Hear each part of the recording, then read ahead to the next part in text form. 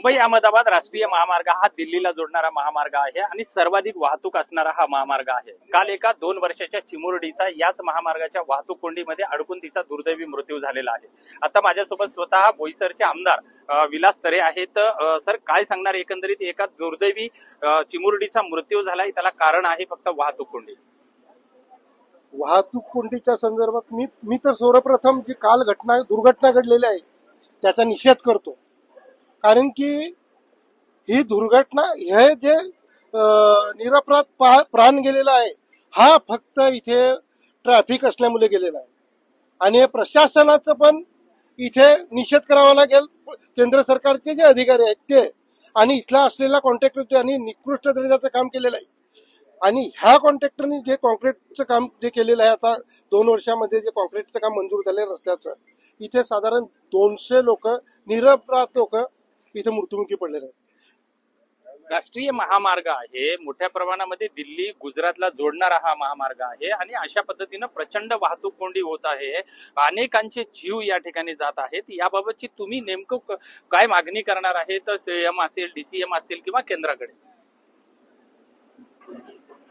माननीय मुख्यमंत्री असतील आणि दोन्ही या राज्याचे उपमुख्यमंत्री असतील यांच्याकडे मी या संदर्भातली या रस्त्याच्या संदर्भात नॅशनल हायवे 48च्या संदर्भात पत्र देऊन मागणी करणारच आहे। परंतु हा विषय केंद्राचा आहे। या अलीकडच्याच कालामध्ये 10-20 दिवसात मी दिल्लीला जाणार आहे। त्या वेळेस आपले जे हायवे अथॉरिटी नॅशनल हायवेचे जे मिनिस्टर आहेत माननीय गडकरी साहेब यांना सुद्धा भेटून पत्र देणार आहे। कारण की इथे जवळजवळ या 2 वर्षामध्ये 200 पेक्षा जास्त मृत्यू झालेले आहेत आणि निरपराध लोकांनी प्राण गमावलेला आहे। जर असं चुकीच्या पद्धतीने आणि निकृष्ट दर्जाचा एखादा कॉन्ट्रॅक्टर काम करत असेल तर माझी प्रामुख्याने एक मागणी असेल का ज्यांनी निरपराध व्यक्तीने जो प्राण गमावलेला आहे अशा कॉन्ट्रॅक्टरवर आणि संबंधित अधिकाऱ्यांवर तात्काळ कठोर कारवाई झाली पाहिजे अशी मागणी माझी राहील।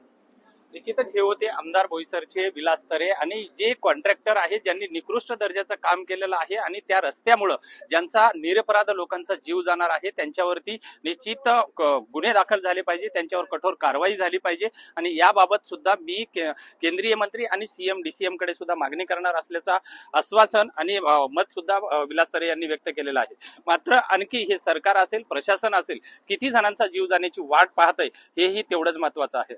विजय गायकवाड, TV9 मराठी, बोईसर।